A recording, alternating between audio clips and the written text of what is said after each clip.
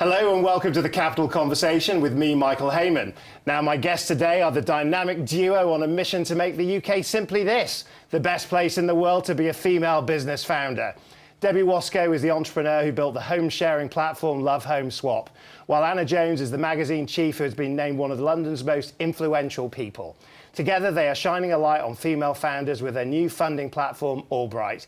Now, Debbie, Anna, welcome to the show. You're in the business of helping female founders pitch, so why don't you pitch us AllBright? So shine a light on what makes it, what makes it brilliant.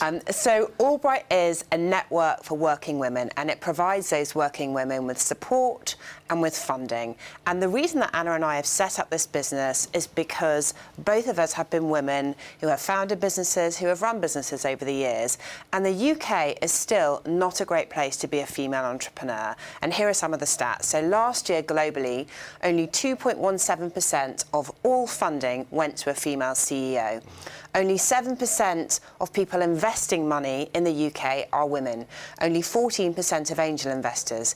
And yet in all of this, we know that female-led businesses get great returns. In fact, they get 35% better returns than male-led businesses. So Anna and I have set up AllBright to bring together female founders, to bring together the female executives who are inspired by them, and to bring together the bunch of people, men and women, who want to fund and support those businesses in order to make the UK just a great place to be a female entrepreneur. That's a great pitch, and you hardly drew breath there, David. I was very impressed. Anna, how would you describe the business? Would you just say I agree, or would you build on the story? I agree with my co-founder. I guess there are three kind of main elements to the business. One is funding, so funding platform. There's a lot of women out there who have fantastic businesses that require capital to take them to the next level. The second is our academy, which we recently launched, which is about upskilling women to either start a business or to scale a business further if they have something that they want to take to the next level. And the third is this thing around convening people. So we're building a network, we're building a community. So you get quite a lot. You get the funding, the convening, the training. Yeah, absolutely. But, you know, that's what we feel will make a difference. We work very, very closely with all the founders that we talk to, and we're basically delivering what is sadly missing in the UK up until now. Well, you mentioned the word sadly. I mean, you know, a lot of this has come out of a real need to address the issue, the deficit, in terms of the number of female founders in the UK. And Debbie, I was reading something that you said, that it feels like it's time to have a frank conversation about sexism here in the UK. I mean, if this is the sort of sexism in the city chat, I mean, how bad is it? What do female founders have to sort of come across? What do they come across in terms of their business lives that men don't? I think it's really interesting because female founders and female entrepreneurship has been left behind a little bit in this bigger conversation about sexism in the city or women on boards. So we know that something like the 30% Club was set up after Lord Davis's review on women on boards that says we need to set a standard. So the 30% Club is about 30% of women on boards? Absolutely. So out of the Davis report, who and Mervyn Davis, Lord Davis, sits on our advisory board as an investor in AllBright, was absolutely the target for women on boards. In terms of women raising capital or women investing, we are miles off that number. If we're talking about 2.17%, then we're not even in the same ballpark as the women on boards conversation. So we need to play catch up. But you raise a big point about sexism, right, in terms of something that is a negative experience that women founders have to face that their male counterparts don't. If you'd sort of give us some examples of what that actually entails, what are the sort of things that female founders are coming across? I think it's still very unusual to have a female-female double act, and it's something that Anna and I even find in our own working life, where we're asked lots of questions about our motivation behind the business. When we're fundraising for our business, we get asked things that we know that male founders don't. We get asked about our husbands, we get asked about our children, we get called the girls. Now, I think it's pretty unlikely that male founders would come across those kinds of conversations in the nicest way. I'm 43 and she's 42. We're not really the girls anymore. And Anna, you've talked about the risks of tokenism in terms of how you respond to this, in terms of what is the right response that needs to be made to sort of take things forward. Give us a summary of actually what are the big answers here. Well, I think what we're trying to do is we're trying to get more people to see that female founders are a fantastic investment. So, you know, they're delivering amazing returns. So we're trying to shine a light onto that. That's something we can do. We can also get more women investing in women.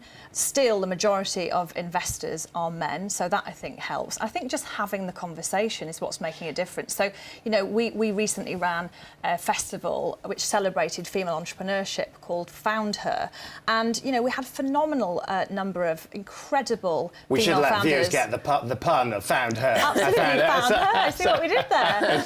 Like it. And you know, we didn't know. We didn't know whether we were going to sort of fill it. We did 37 events over 6 days in London, in Manchester. We had incredible women on the stage, people like Kath Kitston or Sarah Wood, who founded Unruly. And we had this amazing bunch of people. And I think just having that that suite of women out there who have done it is helping the next generation see that it is possible. OK, so if we were to look at the why do it, the something special, the X Factor, the Britain's Got Talent, what is it, do you think, that female entrepreneurs bring to the party, which is something that maybe male investors need to get a bit wiser about, a bit quicker on? To come back to this point on women deliver great returns. So at the moment, if I was pitching this to you, not in a mission-driven way, perhaps, but in a pure economic terms, in terms of an argument, I would say to you that this is a fantastically untapped asset class with great risk dynamics. In other words, women deliver better returns than men, but at the moment we can't back them. Why are they so short-sighted? You know what? It's complicated. And you made the point about,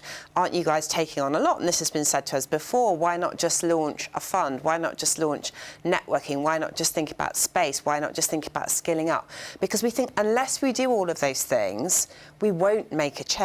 Because actually, if you talk to female founders, and we surveyed 500 of them before our Found Her festival about what was holding them back. So the stat there is 1 in 10 women in the UK say they want to start their own business, but they don't. Well, why not? And the feedback is in 3 main areas. It's about their network. So you have to see it to be it. You know, in my own life, my mum ran a business, my grandma ran a business. I've seen it. So it's a lot easier. So you have to experience it. Got to see it to be it. The second thing is skills. 1 in 3 women feel like they don't have the skills required to get started. And by the way, there's no equivalent stat for men, because men don't say I don't have the skills. Men just get on with it. So how do we skill women up? And the third and can thing... I just stop this? Men say they don't have the skills. What? So they just basically blag it? Well, the really interesting part of our research, where there's no data for a male equivalent audience, is on skills and confidence. Because men do not say, I don't have the skills, and men don't say, I don't feel confident enough. Because men tend to roll the dice more than women. So we need to create, as well as holding up a flag and saying we're here to back women, a community that changes behaviour. So when you look at London in the UK mix, I mean, how good or bad is it a place, Anna, for actually a female founder to grow her business? Well, I mean, I personally think London is hugely dynamic. I think there are loads and loads of opportunities, and that's why we want to have our headquarters here. We're also working, you know, beyond London. We're doing a lot of work in Manchester as well. But of course, I think that we're an amazing creative bunch of people here in London, and there's no shortage of people who want to learn and who want to start businesses. You know, we had people kind of knocking down the door when we launched our So the progress festival. is happening here? Absolutely. But I mean, when you look at it, I mean, you talk about you going to Manchester, you talk about the wider UK issue. I mean, do you get the sense that government is listening to this? Do you get the sense that actually that bigger forces are actually seeing what you guys are doing as actually the front line of change? I think that in terms of conversations with government or conversations within London, where I sit on Sadiq Khan's board, I think questions around gender diversity in business are front and centre. What could government do? What would my ask be? It would be great to have some more money, because we've started with a small fund to invest in female founders. We've closed 6 deals so far this year. It would be great to be able to invest more in female founders, because what we've proven now in the 10 months since we launched is that there are great women to back. And that was the question when we did these kind of interviews 10 months ago.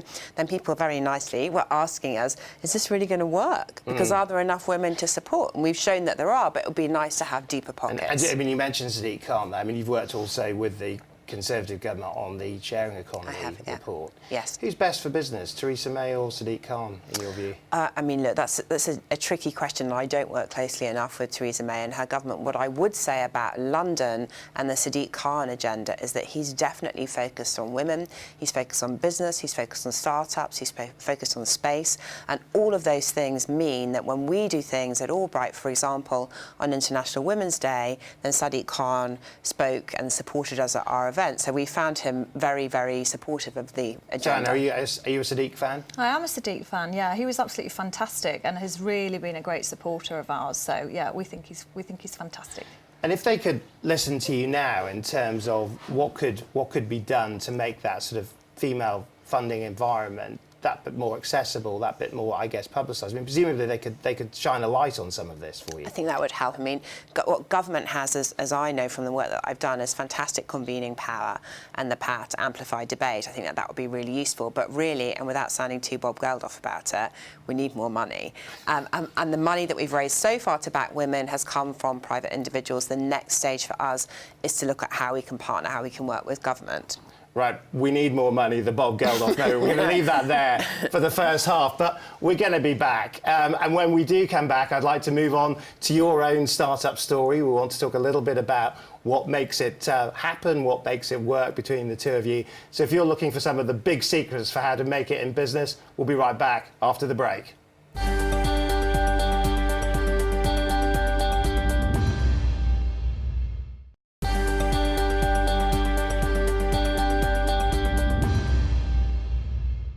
Welcome back. This is The Capital Conversation with me, Michael Hayman. My guests today are Anna Jones and Debbie Wosskow, the founders of AllBright, a funding platform that backs female entrepreneurs.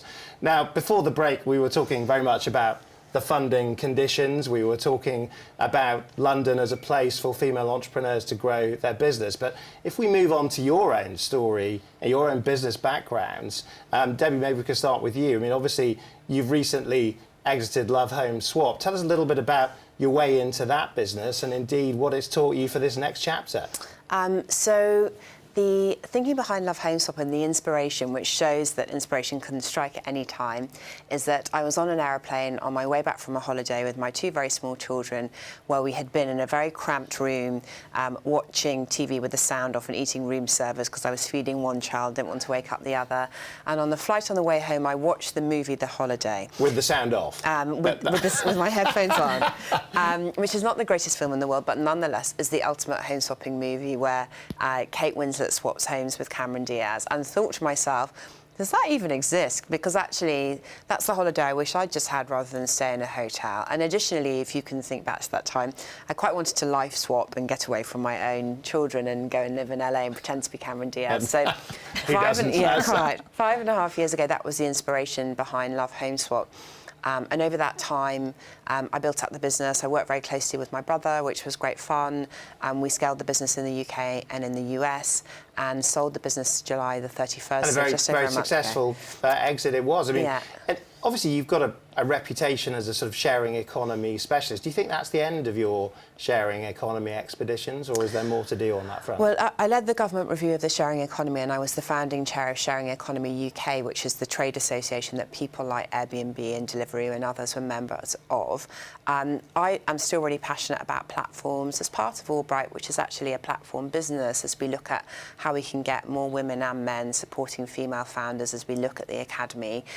So I think I used to say, you know, cut me and I bleed the sharing economy. I think that isn't quite the case anymore. Very dramatic. But it's still, it felt like it at the time, but it's still something that that I care about, that I'm sort of reasonably expert in. When Anna and I look at some of the businesses that we invest in as individuals and through AllBright, there are quite a lot of platform businesses in the mix. So I won't ask you what happens when we cut you, Anna, but when you did say that scratching an itch in terms of entrepreneurship was one of the big reasons for leaving the world of magazines.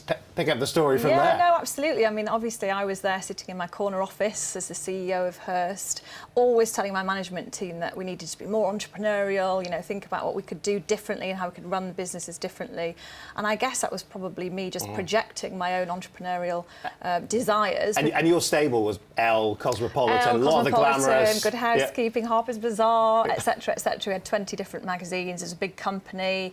You know, I had 1,000 people when I first joined the company to manage. research, a big management team, big American company, and it was absolutely loads and loads of fun.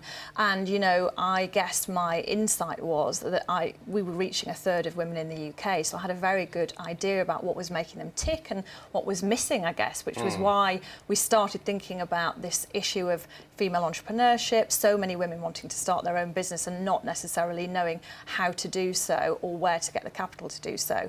So, you know, eventually I decided to scratch that entrepreneurial itch and, as Debbie likes to say, run away with the circus with my lovely co-founder. I mean, we've got some amazing metaphors going on, but in terms of leaving that sort of that big company background, is there anything you miss about it?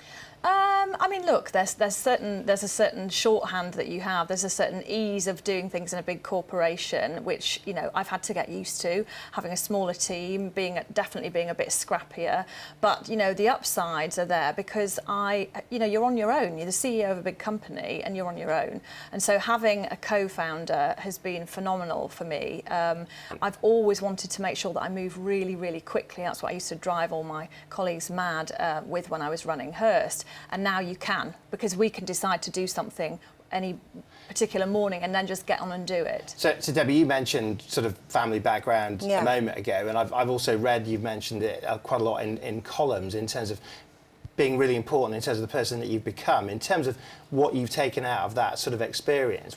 What makes the Debbie Wosskow of today? Goodness. Well, one of the things I talk about when I think about the businesses that Anna and I invest in and what we look like when we're hiring is around the 3 Gs.